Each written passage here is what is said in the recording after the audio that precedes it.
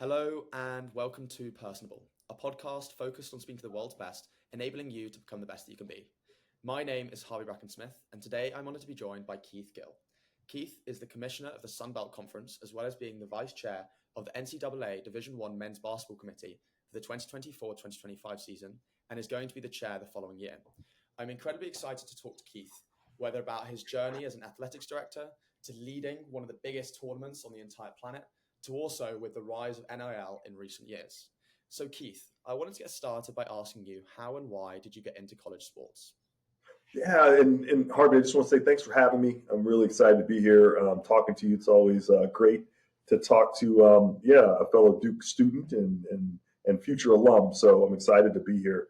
My journey really started at home. With my dad and myself and my mom to a little bit of lesser degree. We watch football every Sunday, and so in our house, and I'm a huge Dallas Cowboys fan, and so don't hold that against me. And so I've always watched football. And then as I grew up, I loved to play football, and in high school I played 4 sports, and football being one of them, and that led me to Duke, where I was running back, and I had an opportunity to play football there. And I chose Duke because I wanted to play the highest level of football, and Duke's in the Atlantic Coast Conference, at the best academic school I could go to. And I thought Duke fit the bill perfectly. And so when I left, when I was about to graduate, I went and talked to my academic advisor, Chris Kennedy, who's still actually working at Duke as we speak. And I asked him, I was just kind of like, hey, what am I going to do next? With my degree, I was a history and sociology major. And he asked me a series of questions. And at the end of it, after I gave my answers, he was kind of like, well, why don't you try to do something like what I do? And he was like, and I was like, well, what do you do? And that's when I first learned there's all this infrastructure that supported us when we played college football. I didn't really think about it. All these people made their living by supporting me and in the sport. And that's where really my journey started. He gave me an application for an internship. It was an internship at the NCAA, the governing body for at least a majority of college sports here in the United States. And I was able to get that internship. I got hired on full time. I've got a compliance background. So that's how I kind of cut my teeth in the business. And that's really where my journey started.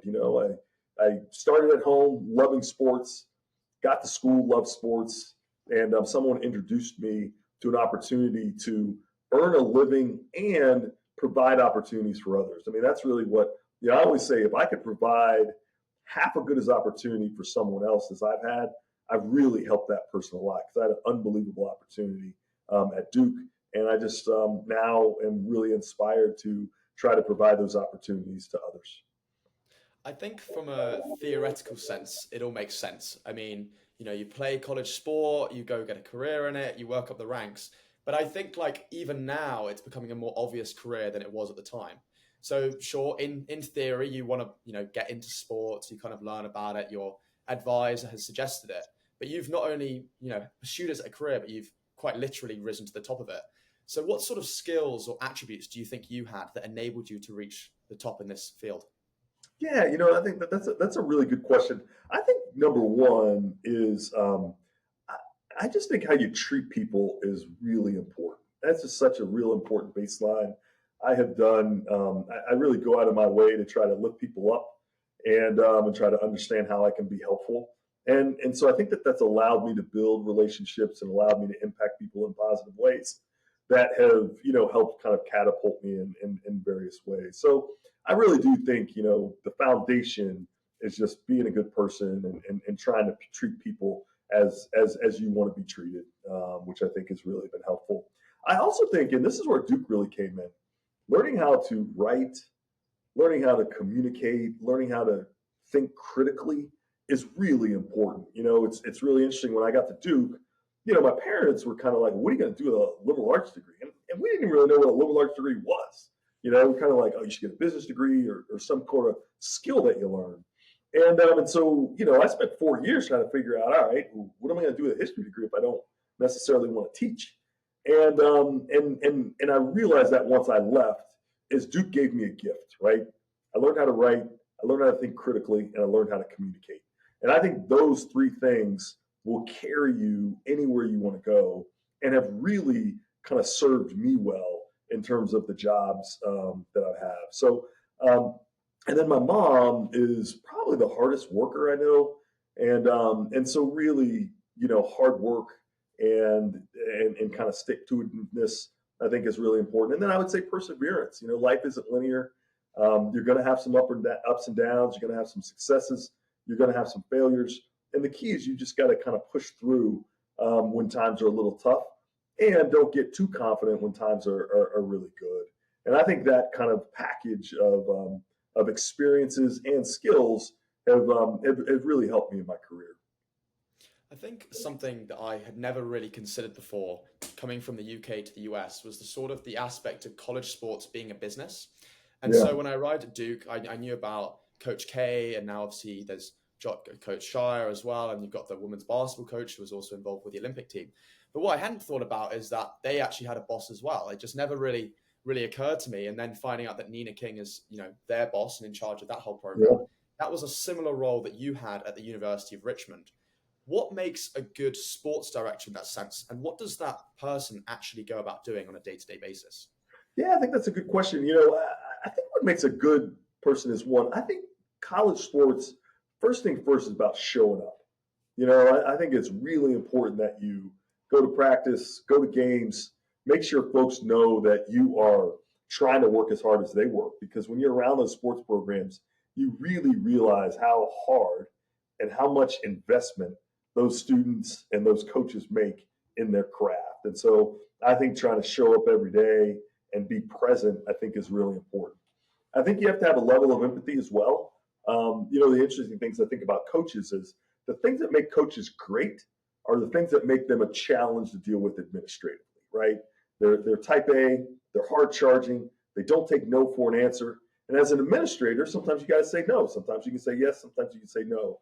And so really trying to balance that relationship where you can get the coaches the thing they need, hold the line at times when you may need to, but make sure you do it in a way that's empathetic and in a way that maybe you're giving them an alternative to get where they want to go. So if they want to get to A and they want to go a direct way, you're like, hey, we can't really get to A that way.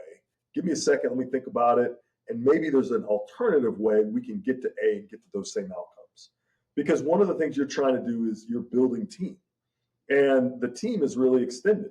So obviously you've got that core team of your students and coaches, but the administration, you're pulling that rope in the same direction, trying to achieve those goals and help them get where they want to go, because you share the desire to have those outcomes. And so I just think that being present is important, having empathy is important, being vulnerable with them is important. You got to be honest as well.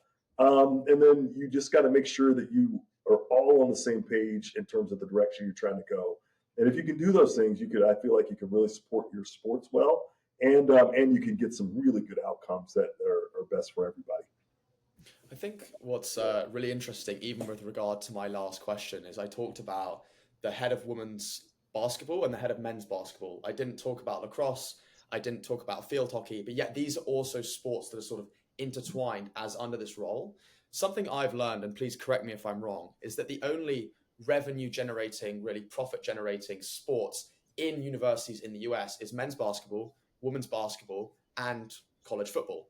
So when you're an athletics director and you've got the focus that these are our core viewership, core revenue driven parts of our business, of our university, whilst also maintaining the women's lacrosse, the women's field hockey, the volleyball, all of this, how do you maintain your focus on generating the ones that are making money, generating viewership and helping your university on a national and international stage, whilst also keeping up with all the other sports?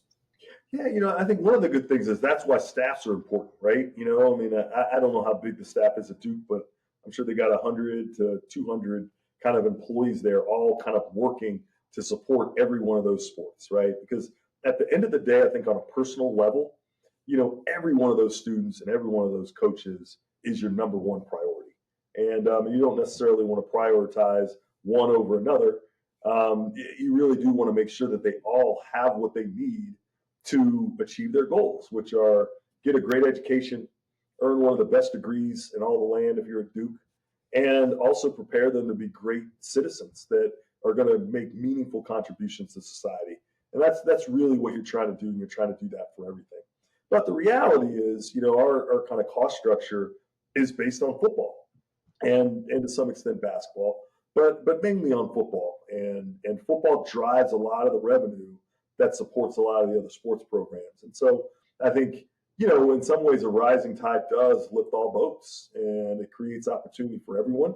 And if you can make sure that football is healthy, that football is profitable, that football is maximizing its revenue potential, then that gives you an opportunity to invest in other sports in a way that you may not if football wasn't doing as well. And so I think it really is on a personal level.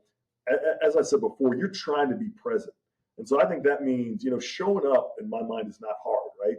So you can go to those lacrosse games, you can engage with your lacrosse students, you can talk to your lacrosse coaches. Those things are all you can do. It's a matter of time, scheduling, and being organized. And that's really important. So I think you can do that. You can invest in those programs in that way. But at the same time, you do have to focus on how do you generate more revenue from your stadium? Do you need more premium seating? Do you need to raise the money on parking? Do you need to have a surcharge on tickets? I do think you must spend some time to the business side of it to figure out how you can maximize those things. And if you can do that, you're really creating opportunities for more students. And that's really, I think, what the North Star is. If it really is about how do we create the most impactful opportunities for the most number of students, and that's your North Star, I think it's going to take you in some really good places, and it's going to create a department with a lot of just really great culture, and you're going to be doing a lot of great things. I think it's fascinating that you just mentioned this concept of a North Star, because I think a lot of faculty, and I keep linking back to the UK because that's where I'm born and where I'm from. So that's my point of comparison, in that a lot of faculty, a lot of teachers are very focused in their own student, their own team, and very inward looking. How can I improve this process? How can I hire or fire this person? Inward looking in a university. Whereas with an athletics director, in that role that you're in, you're having to compete not only internally, how can I make these processes more efficient, but on a national level, how do we make our program actually compete with others? I mean, in your time, I think you won 14 championships. You had 19 All-Americans. You've renovated, the basketball stadium at the time. What was the specific North Star at the time? And looking back at your time when you were at the University of Richmond, what specific things do you think you did that was enabled you to be so efficient and effective and so good at your role? Yeah, so for me, my North Star has never really changed. I've always wanted to try to provide the best experience for students that I can. And it really sits on, the best 4 years of my life was at Duke. I mean, and I always say, if I could get caught in a 4-year time warp, I would just go back and repeat my Duke time all the time. And the reason why is because I learned so much, I grew so much. They provided so many great opportunities. And so my North Star is trying to create that for others, right? For instance, at Richmond, we started an etiquette program, and that really is, hey, we wanted to teach our student athletes, make sure that no matter what scenario they were in, if they went to an interview and they had to have dinner, they knew what they needed to do. They knew what water to drink from, or what napkin was theirs, or fork to use. And because, the more comfortable you are in those settings, it sets you up to have success in those settings. And I think that's what we're doing as educators. We're trying to find all those micro opportunities and teach students how to thrive in any environment. And if you add all those micro opportunities together, what you're going to get is a comprehensive set of learnings that are going to allow that student to really kind of thrive when they leave campus and get into society. And that's really all our focus. Like when we renovated our basketball facility, we were trying to create something for the fans. We were trying to create some more premium opportunities to generate revenue so that we could create a great environment for our students. And that allowed them to play basketball. It allowed our fans to come and really enjoy it. And so I think everything is going back to trying to create the best experience you can. I used to always say, at Richmond, every student is going to figure out what their calling is at a different point. Our job, though, is to stimulate them in such a way that they figure it out before they leave here. And that way they can take advantage of all the resources that we have to allow them to move in a direction that gets them closer to achieving those goals. And so I really think the North Star is always student and student development, because that's how Duke impacted me. That's what kind of was imprinted in my mind. And so when I think about college athletics, that's what I really focus on is how do we grow students? How do we make sure we're giving them the unparalleled opportunities so that they can grow and develop into the next generation of leaders? It's taken me a few minutes to think about, but I've got a solution for your problem for going back to Duke. So you can take my midterms on Monday, and I'll happily take your role as commissioner. You obviously didn't check my transcript if you want to be taking your midterms. Now, what are you studying? What are you majored in? I'm currently in changing. I was doing economics, but interestingly enough, I might be switching to sociology. Oh, nice. So we're currently working it out right now. So Okay, maybe you will be very good at that. Yeah, that would be awesome. Yeah. But it was less so a case of me thinking about myself and more just, allowing you to get back into Duke. And, I appreciate it. Hey, you're giving, right? You're just helping others. I love it. I just want the best experience for everyone else, like as you say. So I was thinking of it more for you than for me, but it is what it is.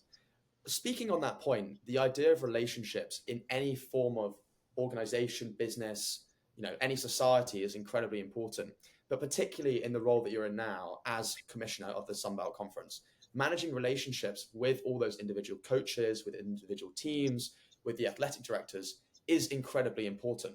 So how do you make sure that you can manage those relationships and influence those coaches in the right way without being too overbearing and allowing them to manage their programs how they'd like to manage them? Yeah, I think that's an amazing question you just asked, because I always think about, like, when you think about Greek mythology, right? They always talk about the tragic flaw. It's the thing that makes you great, but it's also the things that will destroy you. And what I will tell you is, for me, like, I'm a rule follower, and I live by a set of principles, and I'm really exacting with those principles. And so I can certainly be overbearing. I can certainly, and I know this. And so for me, it really is acknowledgement and trying to understand where my blind spots are, and also creating a culture that allows people besides me to, one, give me criticism, help guide me in where I need to go, and also add their own kind of touch and guidance in that regard. So I think we have a great staff here that allows us to impact coaches in a lot of different ways and with a lot of different styles. We've got some people who have a little more of a soft touch. We've got some people who have a little more of a heavy touch. I'm probably a heavy touch person. And coaches don't really want heavy touch. They kind of have an idea of what they want to do. And so that's something I think about a lot. And I would say for anybody that listens to this, every day I'm working on trying to identify my blind spots and try to manage them appropriately. Because I do think, life works in balance. So if you get a dose of something good, you're going to have equally something that's not quite as good that you're going to have to manage. And I think I'm trying to do that all the time as a leader. And I'm really fortunate because I grew up with, my mom gave us a lot of constructive criticism, and I say that as a compliment. And so it allows me to take constructive criticism now that really impacts how we lead. So, and then I said this earlier, showing up matters. And so, like, for football season, I get to every Sun Belt campus at least once for a football game. And that allows me to talk to the president, talk to the AD, talk to the coaches. I get there before the games. I actually meet with the refs as well, the officials. And so it allows me to have some informal time, a great touch point. It's not like I'm spending 30 minutes with everyone, but just showing up, being there, putting in the effort allows us to kind of build on that relationship. And what it does is it actually gives you just some credibility. So maybe if you are a little overbearing, people will give you the benefit of the doubt because they have a relationship. They know where you're coming from. They know you're keeping the conference's best interests at heart, and they know where those things are coming from. So I do think showing up really helps. I do think trying to manage your blind spots is really important. And then at the end of the day, I think being willing to take constructive criticism when someone says, hey, have you thought about this? Or maybe that's a little too much, and actually owning that and trying to improve and get better, I think are all ways that can help with those coach relationships and trying to make sure you're doing your best to help them succeed.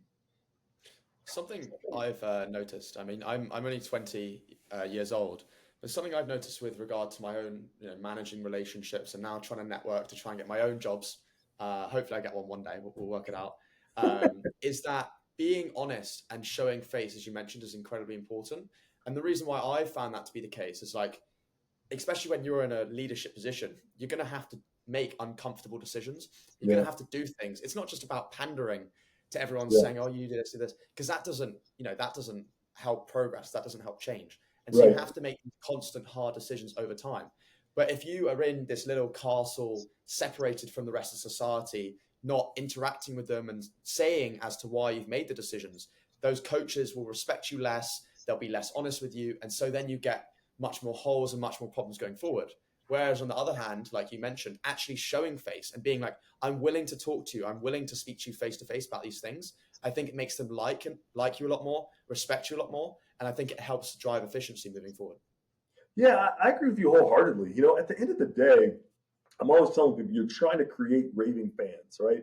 You're trying to create people who think you are doing a really good job. And if they don't, they'll tell you. So that way you can make improvements so that you can do a good job. Because people don't do wrong on purpose, right? And so I think what you're saying is 100% right. And you really are trying to make sure that your engagement is such that people will give you the benefit of doubt when you make a mistake. I also think you're trying to create a force multiplier, right? Which I think is really important in a conference. We've got 14 schools. It's us. So at the end of the day, like, people in the conference office can't be the only folks that are saying positive things about the Sun Belt, about being in the Sun Belt, about football teams in the Sun Belt. We've got to make sure that we're creating a culture where folks understand our talking points, believe it, and they're saying it to the folks in their communities.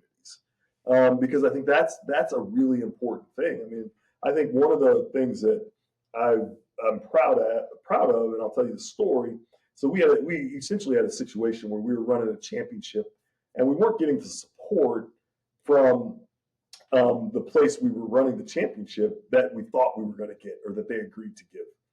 And so it meant that our staff was having to get up probably 2 hours earlier than they were supposed to, and start doing all this setup at like 4 o'clock in the morning.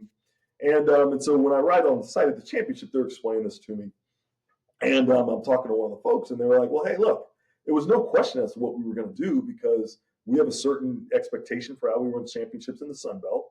And whether the host provides that or not, we've got to make sure those things are provided for. And so we were going to make sure we did that." And to me, I was really proud, because that meant our culture, like, no one had to call and say, "Hey, do we need to do this?" or "Is this important?" People knew it was important. People were willing to sacrifice to do it and make sure that our students and our coaches had it. And it's really a part of that kind of force multiplier that I'm talking about. You build your culture in such a way, you build your relationship and your engagement in such a way that people know what your organization stands for and what it's all about. And then they go out and execute. And in this case, it was great because we had a staff member, two really, that just stepped up and filled the gap, right? But it also would help us if we're talking to a coach and maybe something didn't go the right way. Maybe they thought an official missed a call or something. They're going to know we're getting it right. Might have made a mistake, but they know we're not trying to cheat them. And I think those things are really important as we think about, building culture, building a conference, trying to spread, because we're in New Orleans, right? But we got a school in West Virginia, and so how do you make sure that what we're trying to do can extend and get as far as West Virginia, per se? I want to backtrack a second. You've talked a lot about culture and about the specific parts and aspects of your role. But as someone that would be listening to this podcast, I think if I told them I was interviewing a teacher or a lawyer, they might not fully know what that role entails. But I think they can guess a little bit, because they might have a friend or a friend of a friend that's a teacher or a lawyer. Whereas there aren't that many commissioners of the Sun Belt Conference around, unless we're living in alternate realities. But we can talk about that another time. Could you talk to me a little bit more about like what it literally entails in your role, and what being a successful commissioner of the Sun Belt Conference, like your key metrics for success, what they are for someone listening? Yeah, so literally, I work for 14 college presidents, to build kind of athletic programs in NCAA Division I. And so the conference office, and then I work with the athletic directors of those conferences. So my day-to-day contacts are with athletic directors, but then I work with CEOs regularly because they oversee everything. And what we're trying to do is we're really trying to do a couple of different things, right? We are trying to generate revenue for our conference, and we do that with a couple of different ways. We do that with TV. So the conference office is the prime kind of negotiator and working with TV. We do that with our own sponsorships. So we have sponsorships that we run in conjunction with our championships so that we try to generate money that way. We do it with ticket sales and merchandise at our championships. And then we do it with expense reduction. And so when I mean expense reduction, it is like, we just went out to bid for our basketball championship. And one of the great things about that is, our RFP, we wanted some expense offsets from the municipality that we are going to be there. And so if you get those, then those are things you don't have to spend money on. And in some ways, it's like a savings. So that's one thing that we do. Then we manage the regular season and the championships for 19 sports, starting with football and going all the way to swimming and diving. And men's and women's basketball, we've got softball and baseball, we've got men's and women's soccer, we've got men's and women's tennis, men's and women's golf, women's swimming and diving, women's volleyball, and men's and women's cross country, and men's and women's indoor track and outdoor track. And so we manage those regular seasons and we manage those championships. And so what does that mean? That means, working with the playing rules, working with assigning officials, making sure if there's any ejections, we manage all the administrators on that. We build all the schedules. We find a place for the championship. We get those officials as well. And we do all of those things as well. And then we work with the NCAA. So we work on the committees you mentioned. I'm on the men's basketball committee, the committee that selects the teams for the NCAA basketball tournament. And so I've got 2 more years on that. And we work with the NCAA in that. And then specifically me, I really am working with the presidents and ADs to set policy for all of those things that I just said to you. So if we're working with ESPN on our TV, then I'm working with the presidents and ADs on what that agreement should look like, what they want, what they don't want, and those kinds of things. So that's kind of, what my role is kind of in a nutshell. Yeah, another thing I've noticed, sort of in the UK, not as much college focused, more focused on the professional game. Looking at something like rugby, there's 11 teams in the top league, the Premiership team. Soccer, football, as we like to call it, there's a set amount, and there's a league below. Whereas in the US, there's a lot of different, like there's the ACC, there's the Sun Belt Conference, there's Big Ten. There's lots of different adjacent conferences, and particularly this year with the ACC, both Stanford and Berkeley have joined the ACC. So how do you go when stuff like that's happening? Obviously that's going to bring more revenue towards the ACC, like help them on a national scale. How do you go about, as leader of the Sun Belt Conference, competing with the other conferences? Yeah, so I'm always focused internally. So I tell people, hey, we're not really trying to be someone else or someone we're not. We're trying to be the best version of ourselves. And so one of the things for us is regional rivalries are really important.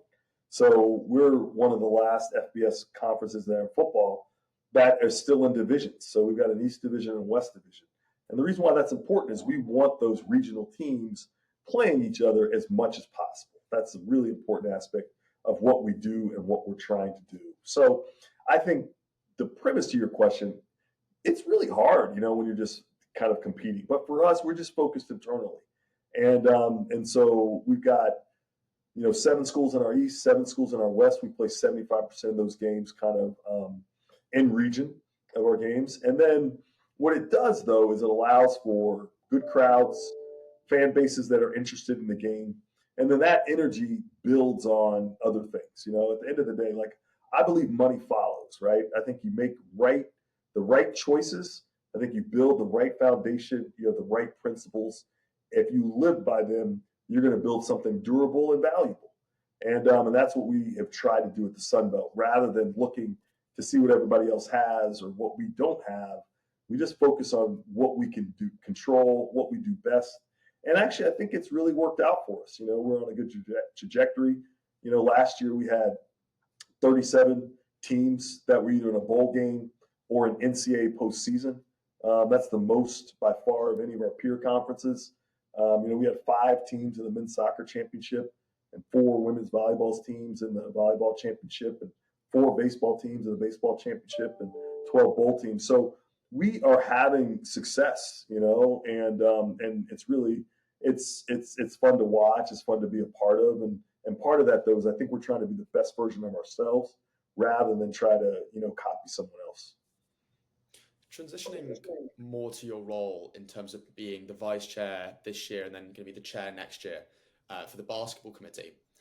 Looking at college football, and I can't remember the names off by heart, but I can recall there was a team, might have been Florida or something, or Georgia, and they had won all their games last year in college football, and then their quarterback got injured, and then the committee decided that they weren't allowed to be in the playoffs or in the final, whatever, to compete for the, to win the national championship for football. Yep. And then on top of that, you've got the historically, how the tournament's been run for basketball with the need to evolve it over time. As the chair of the basketball, the basketball committee, because I know there's a lot more teams for selection rather than football, which is only a few. How does the decision-making process go into things? And how does it compare to something like football, which for me as an outsider just seems like insane that people can just decide to not put a team in when they've won everything? Could you talk to me a bit about the decision-making process, how it all fits together, and now that you're actually leading it, what that looks like? Yeah, so it's really interesting. It's kind of because, so taking the basketball committee, for example, there's 12 of us, right? And so the chair is Bubba Cunningham. So he's athletic director at North Carolina. So I'm the vice chair and will be the chair next year. And so I think the 12 of us, kind of work together, have really good conversations. But for the example of the injury to the FSU quarterback, the college football playoff and the men's and women's basketball committees take injury into account. I think the difference, though, is because there are so many spots in basketball, usually a team that was supposed to get in, it might just affect their seeding, where they're seated in the tournament. Versus with football, at the time, there were only 4 teams. In our current 12-team college football playoff, that Florida State team, because they were ranked 5th, would have actually gotten into the playoffs. So I really do think that in the evaluation process, a lot of the sport committees, particularly in basketball and particularly in football, take that into account in terms of those injuries. And that's just a conversation you have. What's really interesting about those selection processes is everyone kind of comes at it a little differently. Everybody values some of the metrics a little differently. Some people's strength of schedule is really important. Some people non-conference strength of schedule is really important. Offensive efficiency is important to some. How many stops and your stop rate is important to others.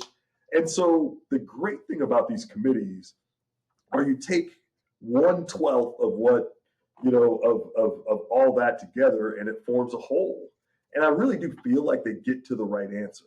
Sometimes the processes aren't as satisfying because you think that teams A, B, and C should get in, and somebody thinks teams, J through P should get in. And trying to reconcile that and get through it is a real challenge. But I think that's the kind of beauty of the process, is that, those things are settled by the committee, and they can figure out how to make sure that the right teams get in. And I think, obviously, for Florida State, that was really a challenge. It's just the committee thought that injury materially affected their ability of where they should be ranked.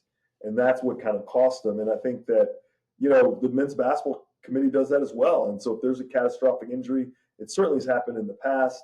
If it happens again, it will absolutely affect the seeding for a particular team, and it will be, evaluated by those folks in the room.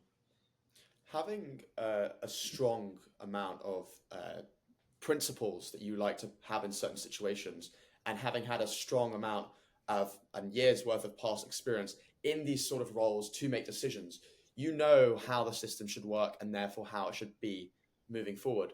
But in terms of like abstracting yourself from a little bit in any sort of committee, whether it's an admissions committee choosing whether to accept Keith or Harvey into Duke University, or the football, as we talked about, or the basketball, everyone, I mean, it's part of the human condition, has these sort of biases. It's a part of human nature. And you even just said it, that people seem to disagree over how to make these certain decisions. Not in terms of like revolutionizing the whole process, because I think that'd be a long and lengthy conversation. What has being in these committees and seeing all the different perspectives about how people should go about things, and even just being in this world of college basketball, what has it taught you about human nature?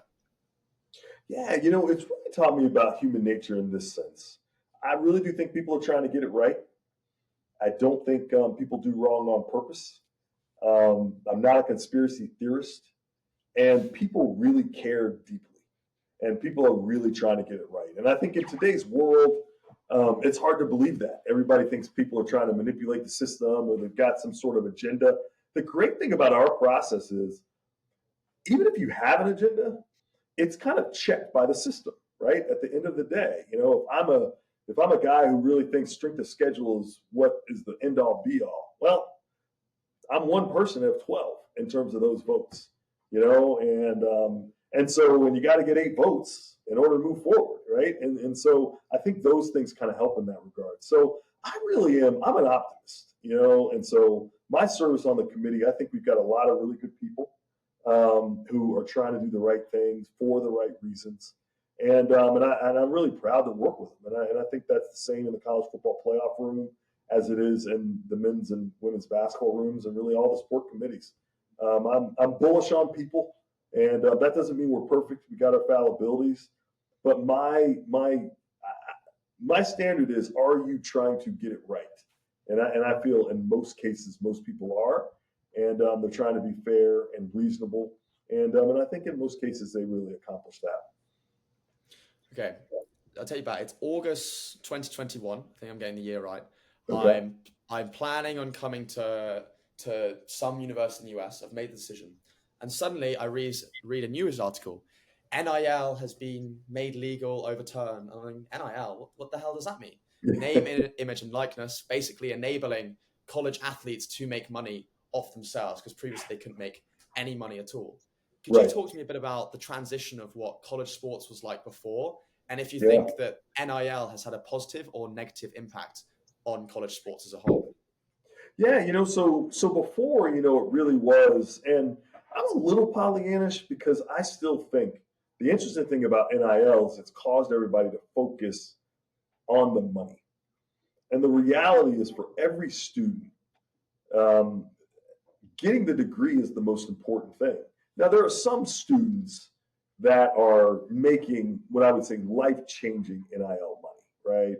And so you could argue that maybe that's more important than the degree. I would still say the degree is more important, because I think that foundation is how you make sure that money lasts and that you spend it appropriately and that you can go figure out how to make more. So I really do think, when I was in school, the degree was so important. That's why for me, going to Duke, and you could maybe argue that was like my NIL, because I was kind of like, hey, if I could get a Duke degree, I'm really a step ahead of everyone, and so that's really what's been important to me in that regard. So I think when we've ushered in NIL, I think it's been positive and negative. I think it's great that student athletes can use their brand and use their skills to make money. At the end of the day, I think one of the most challenging things for the NCAA is we have been regulating things that are legal. And in some cases, the NCAA has been regulating things that are actually like promoted in society as good and what you're trying to do. And so I think that's a hard position to be in. And I think NIL allows the NCAA not to be regulating those things, which I think is really important in that regard. Where I think it's been a challenge is I think there's a lot of movement. I think it's taken our eye off the ball in terms of, getting a degree. I was talking to my cousin the other day, and she was like, I just want him to get, talking about her son, I just want him to get some of that NIL money. And I'm just like, no, he really needs to get a degree. Even if he makes, 50 grand a year or whatever it is, without the degree, I don't know how that helps you. We always hear about the person that's making $1 million a year, but that's not most students. They're not. And so, right. Yeah, exactly. You only hear about, the highest levels of success, but that's always a small percentage. So I just think where I think it's negative is I think it's taking our eye off the ball in the degree, and the degree at the end of the day is the North Star. Like, that's how a student wins. If a student gets an education, gets a degree, and learns all the soft skills and life skills that you learn, particularly in a 4-year kind of residential situation in college, I just think that's a winner. And I don't know that cash, or that there's an amount of cash that substitutes for that. And I think that's where NIL's got it off. And I think that's for everyone. I just think that for everyone, it's become transactional. And that's really a problem. When I was a student, it really was about student development. And I think that's the most important thing, is student development is key. And I think anything that takes our eye off that ball is not putting us in the best position to provide the best outcomes.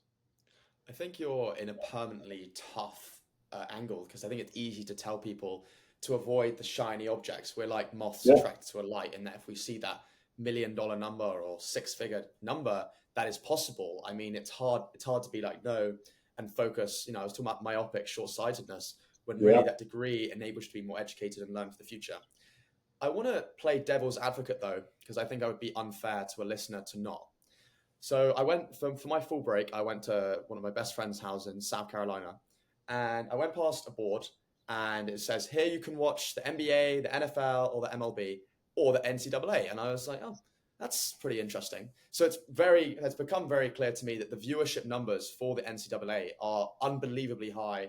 I don't even need to say how much college basketball coaches are making and the institutions are generating in terms of revenue. We even just discussed about how much the college football programs are making, which benefits the rest of the university. But then again, playing devil's advocate, an outsider might say that the universities are stealing from students, that this money should be going to the players, that they're not getting the benefits. They're almost getting unpaid labor for their work. Whilst I agree with you on getting the degree and getting educated, speaking to some of my friends playing college football, it is literally a full-time job. And prior to that, they weren't really getting compensated for the damage they're doing on their bodies in their prime years of being an athlete, when most of them, as you say, will just end up getting ordinary careers. So what would you respond to that sort of devil's advocate mindset in terms of the universities, the institutions aren't doing the players justice by not allowing them to be paid in this way? Yeah, I don't know that I would necessarily argue with that. I think at the end of the day, when you look at coaches' salaries and when you look at those kinds of things, I think it's hard to say student athletes shouldn't get NIL or some form of enhanced benefits. So I don't know that you're going to get an argument from me. I think what my point is that if that's your only focus, most students are going to miss the prize. You'll have some, Cooper Flagg, he's going to make a lot of NIL money. He's going to make a lot of NBA money, right? So, I'm not really talking about him. I'm talking about the Keith Gills of the world, right? Which at the end of the day, if my focus was more about, and look, if I had a chance to make $10,000 a year when I was at Duke, I would have taken it. So I'm not, I absolutely understand, at the end of the day, when I was 17 or 18 years old, if someone had given me $500, I would have, ran across the street to get it. So I absolutely get it. I think my point is really that if that actually becomes the outcome, then I just think there's a lot of people that are going to be missing a lot of opportunities. It's the difference between, hey, you can give a person a fish and feed them for a day. You can teach them how to fish and feed them for a lifetime, right? And most NIL for most students is giving a student a fish. The degree is teaching them to fish. And my only point is that is the most important thing for most people. It's not that they shouldn't get NIL. If they can make it, good for them. We've got football coaches making $13 million a year. So why shouldn't a student athlete, benefit from some of the largesse of that? I would never argue against that. I just think for most, getting that degree is absolutely key. and anything that diminishes that opportunity or makes it seem like that lost opportunity is less important, I think is going to have adverse impacts long term. I think if you talk to someone my age, the older generation love to call us Gen Z. I would just call a 20-year-old, but Gen Z is the term that everyone loves to talk about. I've seen this happen in my own eyes. I don't need people to tell me that suddenly you've got gymnasts like Livy Dunn who aren't on the main team earning millions, and they've got millions of followers and making careers out of it, or baseball players that weren't going to go play professional are now earning a lot of money in college. Whereas my dad watched, I think it's called The Money Game on Amazon Prime, which is basically breaking down this whole world of NIL. And he was like, look at this. And I was like, I know, I've seen it happen. But what I thought was crazy was looking at the UNC basketball team last year. Again, I won't know their names, but I think they had like one or two players, one of which decided to return an extra year because he wasn't seen to make it in the NBA and could earn literally $1 million+ staying in college basketball. And the other one, I think, declared, but like was in the later rounds, barely got picked, not even making the team. And we've got this complete change in landscape in which actually staying back in college, I mean, Livy Dunn as a gymnast is staying an extra year in college as a gymnast and not going to a career because there's more money in this college landscape due to social media. Do you think this social media aspect in which players are able to represent themselves and gain fans purely just from posting themselves online and developing a connection with the audience themselves, this democratization of the media, is a good thing for the game? And, you know, we've talked a lot about degrees, or you think it's going to lead to a very negative rite of passage in which people become very transactional, aren't even student athletes anymore, but are just athletes focused on money, and also giving, you know, these athletes a bigger say over their coaches because they're earning so much money and don't have to be respectful in order to, you know, reach that next step? Yeah. And I think my answer to that would just be yes, right? I kind of think about like nature is kind of one of my guides, right? And so if you think about nature's about balance, right? And so, you know, we watch the lion, you know, kill the wildebeest and we're sad, but that gives life. You know, it's both. It's bad and good. Obviously bad for that wildebeest, good for that lion, and vice versa. And I think the scenario that you outline, I think, is good and bad. You know, like I think social media as a general rule isn't necessarily great for society, right? I think there's a lot of negativity that comes with it. I think, you know, when I was a kid, and I know, you know, you're talking about being called Gen Z, the people watching this probably call me a boomer, so I totally get that, right? But like if I got That's a cool name. That's a cool name. Boomer is a cool name. Oh, it's okay. All right. Who thought of that one? Gen Z. Just pick the last letter of the alphabet. Oh, That's hilarious. But like if I didn't get invited to a party, I never knew about it. One, no one told me. It wasn't in my face.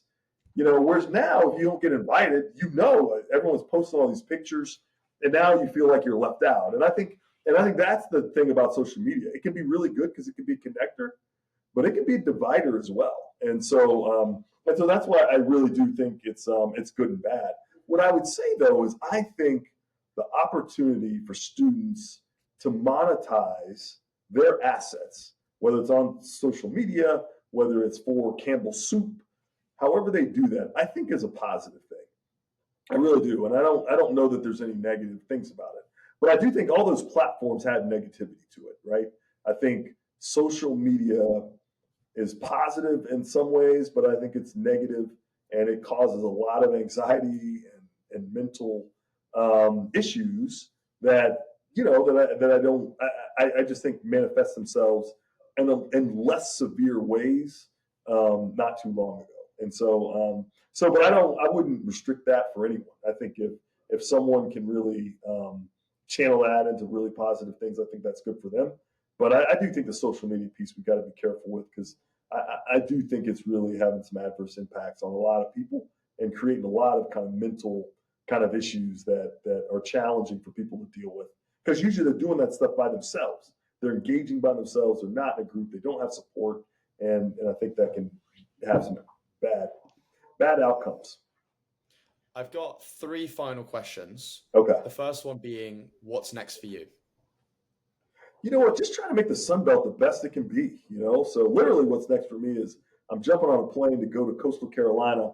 They play App State tomorrow. They're hosting App State. But literally just trying to actually help our schools figure out kind of this house settlement and trying to keep stewarding this conference in ways that are good direction. My penultimate question.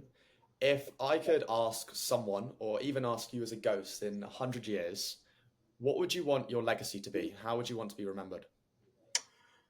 You know what? I hope people would say that that I was a good person that made people feel good and that they considered a good friend. You know, I mean, I think the greatest gift is to be loved, right, and to give love. And you know, I just want to have people around me that I do love and that love me and that I can help and support. So really basic, you know, helping people. I just think that, you know, there's no better gift than that. And my final question, and I ask this to every podcast guest on Personable, is what is one thing that you would want a listener to take away from this episode? Yeah, just be kind to people. You know, I mean, I just think this is all about people, you know, and I think it's hard. Like when I was young, I just think about it, you know, I didn't go home as much as I go home now to see my parents. And, you know, you're always driving and chasing and doing things for your career. You know, now that I'm a boomer, which I just heard was cool, so I'll use that more often since that's a cool term. But the reality is, you know, I really do put people first, you know, and my relationships are really important. My wife, Tiffany, all of our friends. And so what I would say is value the relationships. And the younger you can learn that, the better. I think what's fascinating and something I've now come to admire you a lot for is your honesty around this whole process. I mean, you even said that you're a conspiracy theorist, but when you have things that are so important to people like college basketball, like college football, which become quite literally a part of fans' livelihood, it becomes so important. I think there's an inevitability around people having conspiracy theorists over certain calls that were made, over certain teams in certain brackets. Yeah. I think not once have you faltered in terms of your honesty and willingness to have goodwill to create the best setup possible. And for that, I really admire you. On top of that, I think it's, as you know, everyone always tells me, do something you love. And for you, being a college athlete and being able to make that into a career and not only to pursue it, but to become the best at it, I think is incredible. And I really love your emphasis on having strong moral principles. I think people can lead by letting shit happen, letting coaches act a certain way because they earn millions of dollars, telling players to come to a conference because they can earn millions, and enabling them to act in a certain way just because. But I think what can sometimes come across as heavy-handedness, sure, but your willingness to apply moral principles simply because you know that is the right thing to do for the overall benefit and for the goodwill and for the future of the league and the conference, I think is so critical and so important. And it enables not this myopic mindset in terms of having one good player or one good team or one good coach for a season, but it's helping to last and to create the Sunbelt Conference to last a lifetime. So I feel incredibly honored to talk to you today. I feel like there's a lot of principles, learning and listening to you for an hour that I'll be able to take into my own life. And I hope the same is true for my listeners. So thank you so much, Keith. Yeah, thanks for having me. This has been great. So I really appreciate it.